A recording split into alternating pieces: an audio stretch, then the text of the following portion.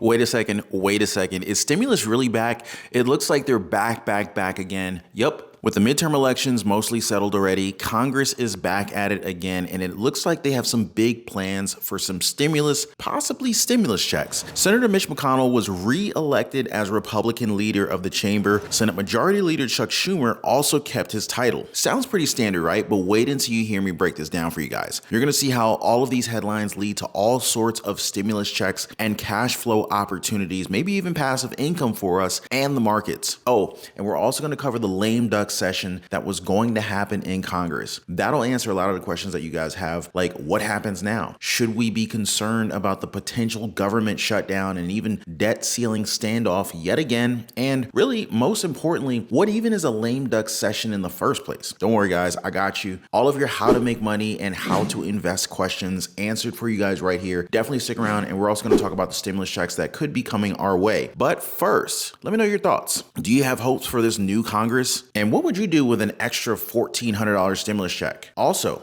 is Congress just full of the same old people and they don't really care about us or are stacking credit card bills? Drop me a quick comment down below. I know a lot of Americans have actually lost faith in our government. Also, if you own a home, make sure your home is protected. Get your free home warranty quote. The link is in the description down below. All right, so first we have Senator Mitch McConnell being reelected as Senate Republican leader. Here, check it out. How did, Ali, this vote for McConnell go down, and what did he tell you guys in the reporter squad? Well, look, it went down the way he said it would, which is that Mitch McConnell is still the top Republican in the Senate. But you can't talk about this reckoning that they're having right now, both in the Senate and in the House around leadership, without thinking about the Trump factor of it all. For someone like Mitch McConnell, part of the reason that he even had a challenger is because someone like Donald Trump has been so critical of McConnell-led efforts on the Senate side. But also Senator Rick Scott, a close ally of former President Donald Trump and the man who ultimately challenged McConnell. He got 10 votes. McConnell got 37, a far larger number than what he needed to actually keep his role atop the caucus. But this is how he always said it was going to shake out. Still, his first challenge in 15 years that he has been in leadership. So notable on that front. But look, McConnell kind of had the same assessment that everyone else has had, which is that this is the red wave that didn't materialize. This is part of what he told reporters. I never predicted a red wave to begin with, if you all recall. I said all along this is going to be close.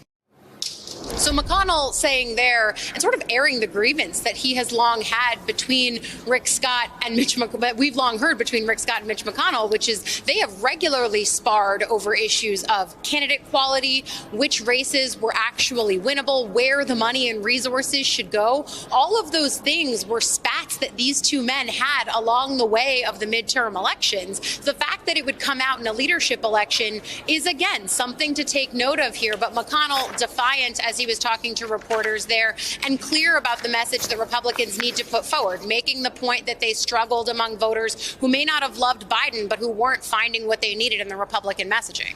Yes, I know a lot of us, probably most of us, are not necessarily fans of good old Mitch McConnell. He's well known as a lawmaker who cares more about the entrepreneurs and investors over at places like Moderna, Pfizer, Lockheed Martin, and Raytheon. If you guys know what I'm saying, right? But anyway, to Mitch McConnell's credit, you should see how Senator Rick Scott wants to put Medicare and Social Security on the chopping block. Unbelievable. First of all, you don't even give people an option to not chip into Social Security. You've basically stolen it from the American people's paychecks, and then you're going to put Social Security, the money, thousands, potentially hundreds of thousands of dollars that we've paid for over the years of our working lives, you're going to take it away from us? Isn't that just straight up stealing? All right, I digress. Well, in February, Rick Scott released a 60-page, 11-point plan to rescue America, right? This offered 128 proposals. Buried way into page 38, most people probably didn't even make it to page 38. And a section on the government restructuring was one sentence, and it said this, quote, all federal legislation sunsets in 5 years. If a law is worth keeping, Congress can pass it, end quote. Now, you see how they try to just sneak these little laws in? First of all, most people are not reading 100 and something pages of anything, let alone most people would easily overlook a single line that could literally steal Social Security away from all of us, away from retirees, or away from everyone. The Congressional Research Service offers this definition. Quote, the sunset concept provides for programs and agencies to terminate automatically on a periodic basis unless explicitly renewed by law, end quote. So this is literally, I'm not even exaggerating this at all. This is literally putting Social Security on the chopping block and giving Congress the authority to either authorize, or if they don't authorize, and you know how Congress is, you try to approve anything and it's hard to get anything approved or passed through Congress. If they can't come to an agreement, your Social Security benefits, your Social Security paycheck, SSI, SSDI could literally just end as a result of Congress not getting along. And we all know how Congress is. So what do you guys think about this? Now, if it wasn't clear enough, this basically means that even historic programs like Social Security, like Medicare, they would also be put on the chopping block every 5 years. And this would happen if Rick Scott's plan goes through. Forget about that Social Security increase for 2023. Forget about those EBT food stamps updates, let alone stimulus checks. This very plan, it would have taken an axe to all of them. Rick Scott also proposed requiring every single American to pay some kind of tax, including those who didn't pay tax because of their low income. Wait, so even the brokest people on the planet, they have to pay tax too? Not even fair, guys. Now, of course, you can imagine just how this went over with voters. So Democrats took advantage and made Scott's plan the centerpiece of their smear campaigns against the Republican Party. Even Senate Republicans thought it was very toxic and wouldn't even touch it. Senate Minority Leader Mitch McConnell was especially harsh. Mitch McConnell said this: "We will not have as part of our agenda a bill that raises taxes on half of the American people and sunsets Social Security and Medicare within 5 years. That will not be a part of a Republican Senate majority agenda," end quote. So yeah, as far as the lesser of the two evils is concerned, I think that, I'd like to have Mitch McConnell on this one. At least he's got the backs of Social Security recipients. But seriously though, this speaks a lot about the country and the Republican Party that they're even considering Rick Scott in the first place. I mean, just look at their vote. 37 Republicans voted for Mitch McConnell, while 10 supported Rick Scott and 1 senator voted present. Now, according to this, it is the most serious challenge Mitch McConnell has faced for his position, I should say, after leading the Republican caucus for over 15 years. The two's main conflict was the reason why Republicans didn't do as well in the midterm as they had hoped. Now, according to Rick Scott, it is time for the Senate Republican Conference to be far more bold and resolute than we have in the past. I do not believe we can simply continue to say that the Democrats are radical, which they are. Republican voters expect and deserve to know our plan to promote and advance conservative values, end quote. Well, as for Mitch McConnell, he attributed the Republican losses to poor candidates and party infighting that he said frightened independents and moderate voters. Well, apparently the Democrats aren't the only ones with internal fighting going on. Now, as for the Republican Party in general, it looks like they're set to take the House. Last I checked, Republicans were just 1 win away from getting it. This was just after they scooped up 5 wins on Monday. Now, as of late Monday evening, just 14 House seats remain uncalled, with 217 seats projected for Republicans and 204 seats for Democrats so far. Democrats would have to capture all of them in order to retain the chamber. So yeah, it is pretty safe to say that Republicans have this in the bag. Even Democratic Party leaders have said so themselves, including President Biden. He said, "I think it's going to be very close, but I don't think that we're going to make it." Still pretty surprising considering all the mainstream media and other YouTube channels were talking about this major red wave happening. But now it's on to this lame duck session that we've been hearing so much about, right? So basically a lame duck session is this period of time after the midterm elections and before a new Congress begins in January. So it's like several weeks. But anyway, according to Chuck Schumer, they want to get a lot of things done here. Here, check this out for yourself. So my hope, my plea really, to the non-MAGA Republicans in the Senate is work with us. We will be willing to compromise because the second reason we won is we got real things done. We took on big oil and got the biggest climate bill ever done. We took on pharma and finally put a limit on prescription drug prices. We took on the NRA and actually passed some good gun legislation. The people saw 2 things. They saw us fighting for things they cared about and succeeding, and they saw the Republicans at the MAGA extreme. And they put those 2 things together with the fine candidates we ran, who were very decent, honorable, and very successful, effective people. And that clinched the election for us. This will happen again if the Republicans continue to embrace MAGA. So the warning, the clarion call to the non-MAGA Republicans is work with us. And people say, well, they won't. Well, one other point. Of the 6 major bills we passed in June and July and August, which woke America up that we could do things, 5 were bipartisan. The big one, IRA, was not, because Republicans wouldn't do anything on climate, wouldn't go after pharma. But things like the gun bill, the CHIPS bill, which brought American jobs back here and said we're not going to let China take over our, or any other country, take over our chip fab industry. The bill that said the Veterans Administration had to deal with those veterans who were exposed to the burn pits. All of those and many other things passed in a bipartisan way.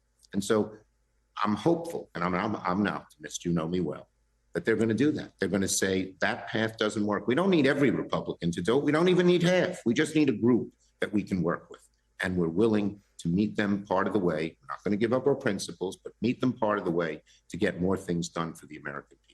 So yeah, Chuck Schumer's also predicted an extremely busy lame duck session, as he said in September, quote, "We still have much to do and many important bills to consider. Members should be prepared for an extremely, underline extremely, busy agenda in the last 2 months of this Congress," end quote. The jam-packed agenda for the lame duck session includes funding the government to avert a government shutdown before the end of the calendar year, passage of the National Defense Authorization Act, or the NDAA, the annual must-pass legislation that sets the policy agenda and authorizes funding for the Department of Defense, as well as a vote in the Senate to protect same-sex marriage and the potential consideration of other key pieces of legislation. Overall, these things have major repercussions on everything from stimulus checks to the stock market. Government funding is probably the top priority that lawmakers will have to face during the lame duck. The current deadline for the expiration of funding is December 16th, after the House and the Senate pass an extension in September. Now, if they don't get this done, we're going to face a government shutdown on top of everything else during the holidays. Clearly, we don't need this. And since they consider this a must-pass legislation, we're probably going to see lawmakers tack on other things to ride along with it. It's possible that further aid for Ukraine could also come up, as if we need to send more of our U.S. tax dollars over to the Ukraine, right? Democrats also want more funding for pandemic response, but Republicans have pushed back on that request. Could this be another stimulus check hint, guys? Maybe. Now, another issue that may come up during the government funding effort is money for the Department of Justice investigation into the January 6, 2021 attack on the Capitol. House Appropriations Committee Chairwoman Rosa DeLauro said this in a statement, that she looked forward to working with her colleagues on the House and Senate Appropriations Committees and passing a final 2023 spending package by December 16th deadline, end quote. Wow.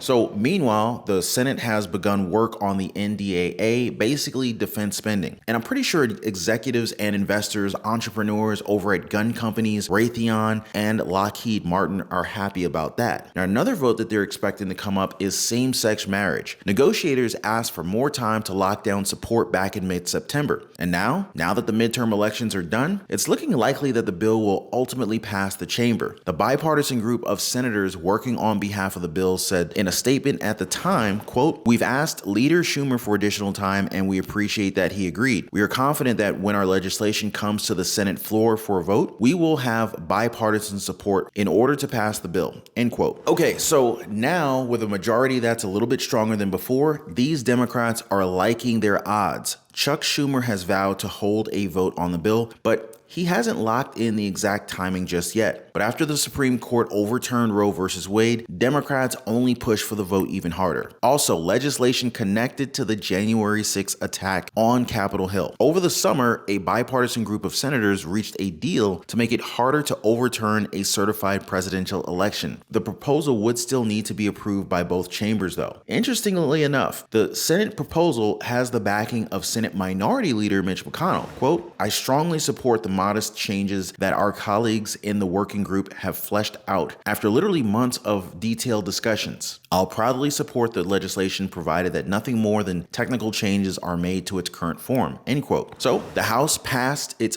own version of legislation to make it harder to overturn a certified presidential election in the future by proposing changes to the Electoral Count Act. So most likely they're going to reconcile the two and split the difference. Last, there's legislation on stock trading in the House and a debt limit push. Moderate House Democrats are making it a priority to pass a bill to restrict lawmakers from trading stocks. Now, as House Majority Leader Steny Hoyer puts it, quote, "It's a complicated issue, as you can imagine, as a new rule for members they have to follow, and their families, as I understand. So I think it deserves careful study to make sure if we do something, we do it right, end quote. Nancy Pelosi's husband.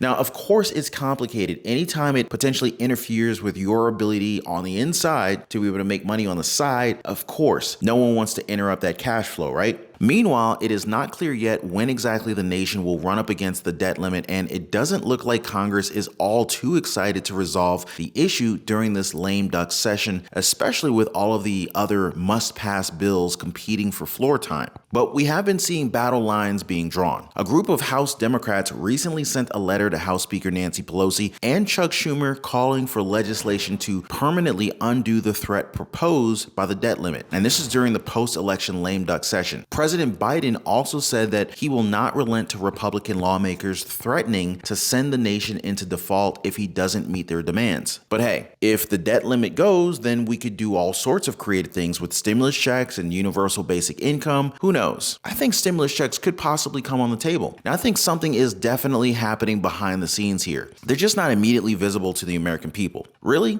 I'm expecting them to drop something serious in the next coming days just as soon as they actually sit down and get something done. We'll definitely be the first to let you guys know. You can definitely expect an update video here on the channel the same day that those details come out. Just make sure you guys are subscribed to the channel and have your notification bells turned on. So I hope you guys caught all of your important information in today's stimulus check update and daily news report. Chuck Schumer and Mitch McConnell back in Congress, all of the stimulus check possibilities, and the lame duck session agenda that we're really going to be keeping an eye on. Share this news with your friends and family, and the share button's right there, guys. Appreciate you guys watching. Thanks for always hitting the like button. I really appreciate it. More exciting stimulus updates on the next one. I'll see you guys there.